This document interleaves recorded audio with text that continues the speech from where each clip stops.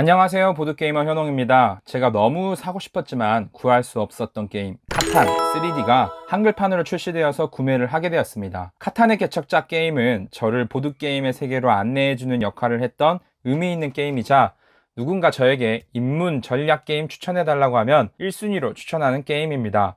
그 게임이 3D 버전으로 출시되었는데 당연히 비싸겠죠. 이 돈을 마련하기 위해서 참 많이 힘들었습니다. 이번 영상에서는 카탄 3D 구성품이 기존 카탄과 어떤 차이가 있는지 보면서 내가 과연 잘 산 건지 스스로 생각해보고 카탄의 개척자를 어떻게 하면 재밌게 즐길 수 있을지 팁을 공유하려고 합니다. 저는 보드게임을 취미로 가지면서 보드게임 잘한다는 말보다 저와 보드게임 하면 즐겁다라는 이야기를 듣는 것을 훨씬 좋아합니다. 경쟁을 하는 게임에서 당연히 이겨야 기분이 좋고 더 즐거운 건 맞지만 그보다 더 중요한 것은 함께 시간을 보내는 사람들과 재밌게 보냈는지, 그 시간이 아깝지 않고 즐거웠는지가 더 중요합니다. 이겨도 찝찝할 때보다 저도 즐거울 때가 있는 법이죠. 그렇다고 해서 저는 절대로 보드게임 할 때 봐주면서 플레이하지 않습니다. 최대한 전략을 세워서 상대방을 방해하며 나에게 이득이 되는 수를 두려고 노력합니다. 오늘 카탄의 개척자 3D를 통해 어떻게 하면 재밌게 이 게임을 즐길 수 있을지 함께 알아보죠. 카탄 3D 박스입니다. 디자인이 좀 아쉬웠습니다. 저는 보드게이머이자 보드게임 수집가라고 할 수 있는데 카탄 3D 박스를 전시했을 때 제 생각만큼 와 대박이다 라는 느낌이 잘 안 삽니다. 큰 박스인 보드게임 글룸헤이븐이나 메이지나이트 빅박스를 보면 보드게임을 모르는 사람도 우와 할만할 텐데 카탄 3D 박스는 왠지 추석 선물 세트 같은 느낌이 들어서 아쉬웠네요. 물론 겉박스가 이렇게 따로 있는데 이걸 씌우면 그나마 낫습니다. 그럼 본격적으로 카탄의 개척자 기본판과 3D를 비교해서 보도록 하겠습니다. 3D를 사는 이유는 당연히 이 타일 때문이겠죠. 나무, 벽돌, 밀, 양, 철, 자원들이 생산되는 지형 타일이 이런 식으로 바뀌었습니다. 잠시 감상하도록 하죠.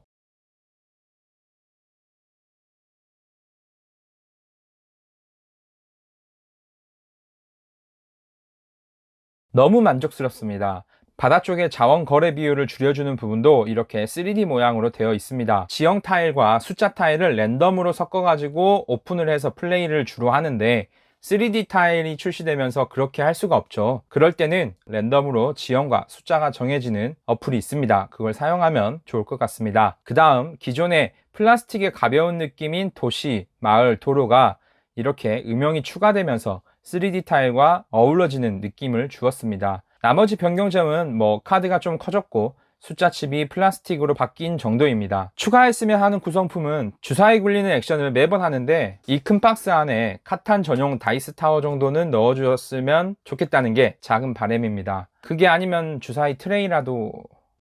구성품을 쭉 살펴보았는데 타일을 조립하면 이런 식으로 놓고 플레이가 진행되는 것을 볼 수 있고 카탄 3D로 게임할 생각이 벌써 두근거리네요. 개인적으로 비싼 만큼 저의 만족도는 매우 높았습니다. 앞에서 이야기한 아쉬운 점들은 저의 만족도에 영향을 줄 만큼 크지 않았습니다. 그 다음으로 카탄을 재밌게 플레이하는 방법에 대해 이야기를 해볼 건데 그 전에 카탄의 개척자는 어떤 게임인지 간략하게 설명해 보겠습니다. 플레이어들이 돌아가면서 차례를 갖고 도시, 마을, 도로를 건설하면서 개척을 하는 게임입니다. 내 차례가 되면 먼저 주사위 2개를 굴립니다. 그렇게 나온 수에 해당하는 생산 지역에 인접한 도시나 마을을 갖고 있는 플레이어들은 자원을 생산하여 가지고 옵니다. 이 자원은 내 차례가 아니더라도 누가 굴리든 상관없이 생산되고 확률적으로 6, 7, 8이 많이 나오기 때문에 6, 8은 빨간색으로 표시되어 있죠. 7은 자원이 생산되지 않고 처음에 사막에 있었던 도둑이 움직이고 자원을 8개 이상 보유한 플레이어는 절반을 버려야 합니다. 도둑이 있는 곳은 자원이 생산되지 않는 지역이라고 보시면 됩니다. 이렇게 획득한 자원을 내 차례에 원하는 만큼 사용하고 원하는 만큼 거래를 할 수 있습니다. 이 부분이 카탄의 개척자에서 핵심이라고 할 수 있는 메커니즘입니다. 나무, 벽돌, 양, 밀로 마을을 건설하거나 나무, 벽돌로 도로를 건설하고 밀 2개, 철 3개로 마을을 도시로 업그레이드 할 수 있습니다. 또 양밀철을 지불하면 발전 카드를 구매할 수 있습니다. 이 발전 카드는 주로 기사 카드가 있고 점수 카드와 특수 능력 카드가 있습니다. 기사 카드는 내 차례에 사용해서 내 마을과 도시에서 생산을 맡고 있는 도둑을 이동시킬 수 있죠. 그리고 내 차례에 다른 플레이어들과 자원을 원하는 만큼 교환이 가능합니다. 기본적으로 같은 자원 4장을 원하는 자원 1장으로 공용 공급처와 바꿀 수 있기 때문에 4대1 교환하는 비효율적인 행동만 하지 않으면 원하는 비율로 교환이 가능합니다. 이렇게 마을과 도시, 최장상로, 기사를 모아 점수를 쌓고 10점 이상을 달성한 플레이어가 있다면 게임이 종료되어 승리하게 됩니다. 카탄의 개척자 자세한 설명은 제 유튜브에 룰 설명 영상을 참고하고 간단하게 어떤 식으로 플레이가 되는지만 알려드리려고 했는데 룰 설명 찍을 때 습관이 있는지 생각보다 말이 많아졌네요. 설명하지 않은 부분들도 있기 때문에 꼭 규칙서나 영상을 참고하시고 이제 카탄을 재밌게 하는 방법에 대해서 이야기해 보도록 하겠습니다. 우선 카탄은 많이 팔리고 많은 사람들이 플레이하는 게임이지만 보드게이머들에게는 어떻게 보면 호불호가 나뉠 수 있는 게임이라고 볼 수 있습니다. 불호가 될 수 있는 요인으로 첫 번째, 다른 플레이어들과의 거래 시스템으로 킹메이커가 되기 쉽습니다. 킹메이커란 1등을 만들어주는 플레이를 하는 사람입니다. 나와 친하다는 이유로, 내가 싫어하는 사람이란 이유로, 아니면 1등을 못할 바에 게임을 의도적으로 망치기 위해서 등 다양한 이유로 1등 몰아주기가 가능합니다. 두 번째로, 자원이 주사위라는 운쪽 요소로 생산되고 처음에 마을 2개를 놓는데 이 지리적 요소로 인해 운빨 게임이 될 수 있어서 가난한 플레이어들은 끝까지 고통받고 게임이 끝날 수도 있습니다. 여러분이라면 이렇게 된 마을과 이런 마을 중 어디에 처음에 건설하고 시작하겠습니까? 그래서 카탄에서는 마지막으로 마을의 위치를 선정하는 플레이어가 좀 불리하다는 이야기도 나옵니다. 이 두 가지 이유 때문에 카탄의 개척자를 멀리 했을 거라고 생각합니다. 이제부터 카탄을 재밌게 플레이하는 방법에 대해 이야기하면서 이런 불호로 여기는 요소가 호가 될 수 있도록 해보겠습니다. 첫 번째, 거래를 활발하게. 카탄은 조용히 자신의 자원을 활용하여 도로, 마을, 도시 건설하고 발전카드 구매하는 행동만 한다면 흔한 게임이 될 겁니다. 이 게임의 매력은 다른 사람과의 거래에 있죠. 거래가 활발하지 않으면 이 게임은 전체적으로 답답한 게임이 될 확률이 높습니다. 거래가 없는 카타는 안고 없는 찐빵과 같죠. 처음 마을 2개로 자원 5종류를 다 획득하기는 정말 힘들고 다 획득할 수 있는 곳에 배치하더라도 그 숫자가 나와야 자원이 나오기 때문에 원하는 자원을 얻기 위해서는 거래가 필수라고 생각합니다. 거래가 활발하면 모든 게 풀립니다. 거래의 전제 조건은 내가 손해보지 않는 선에서 해야 하는데 저는 손해를 보더라도 거래를 자주 하는 편입니다. 언제 어떤 자원이 나올지 모르니 거래를 잘 해주면 내가 필요할 때 거래를 해주지 않을까라는 기대감을 갖고 한마디 덧붙이죠. 다음에 내가 필요할 때 알지? 잘해줘야 한다. 나 이거 진짜 필요한 건데 주는 거다. 세 마디가 더 붙여졌네요.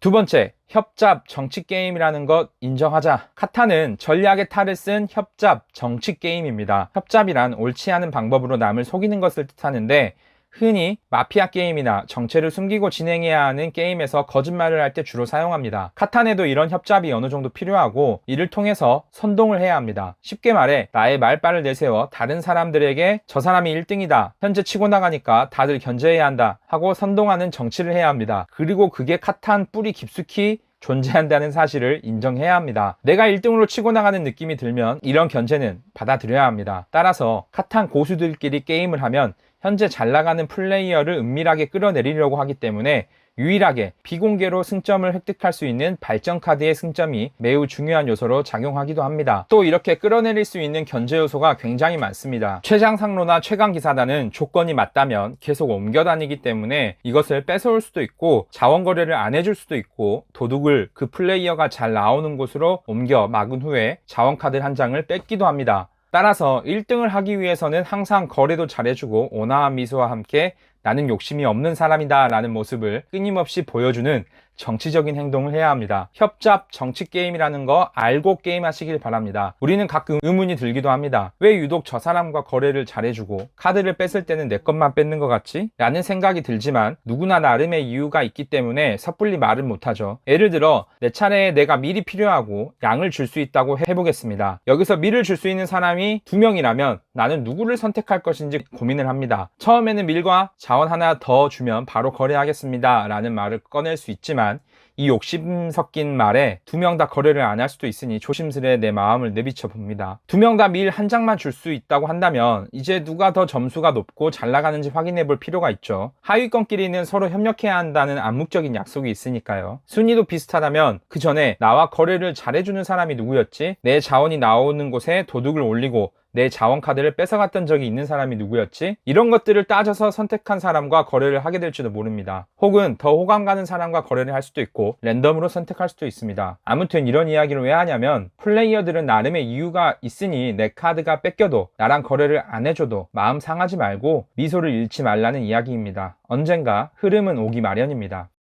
세 번째, 킹메이커 방지 시스템. 킹메이킹이 쉬운 모든 보드게임에 적용해도 될 만한 하우스 룰을 추가하면 되겠습니다. 카타는 최소 2판 이상 플레이하여 매 판마다 획득한 점수를 합산하여 플레이를 하면 그래도 기회가 있기 때문에 최선을 다하게 됩니다. 1등을 못하겠다고 게임 던질 일이 줄어들 것입니다. 더 확실한 방법은 사실 밥값 내기나 벌칙을 1등이 결정되었을 때 그 점수 차이만큼 진행하는 것입니다. 예를 들어 1등이 11점으로 끝났다면 8점인 플레이어는 3점 차이가 나서 3,000원을 내고 5점인 플레이어는 6점 차이가 나서 6,000원을 내서 돈을 모아 점심을 사는 겁니다. 그러면 순위뿐만 아니라 점수를 1점이라도 더 획득하기 위해서 노력하게 됩니다. 킹메이킹이 절대 될 수가 없죠. 돈으로 내기하기 좀 그렇다면 벌칙을 정하세요. 1등과 점수 차이 곱하기 10회만큼 팔굽혀펴기를 한다든지 스쿼트를 한다면 운동도 되고 두 마리의 토끼를 잡을 수 있을 겁니다.